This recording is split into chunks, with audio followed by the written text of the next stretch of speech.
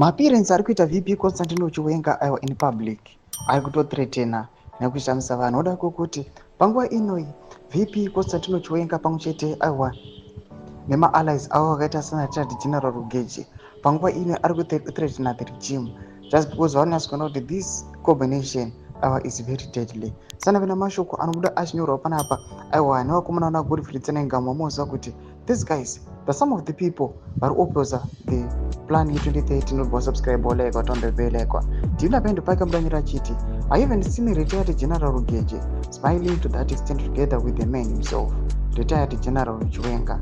Their presence signifies hope because we know one day Amnangagwa will be off the state house either by hook or by crook.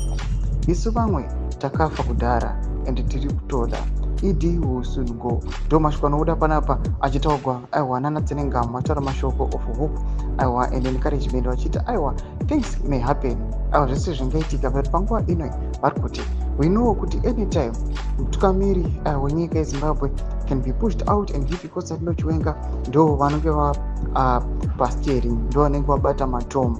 Ari kutaura mashoko achiti panguva inoi his appearance aiwa nana Rugeji panguva inoi it signifies hope kuti kunyange nemachallenges nemaproblems atinosangana nawo senyika sagara munyika yeZimbabwe but asi tikavaona aiwa this combination tonyatsokuona kuti aiwa tinofanira kushingirira, tinofanira kuramba takamira zviri very firm tichirwisana aiwa nethe regime until we attain our liberation. Mashoko ari kuda panapa achitaurwa aiwa nemalieutenant aiwa aVP Constantino Chiwenga vatiri kuona kuti these are the same people who are supporting Comrade Bombshell Geza.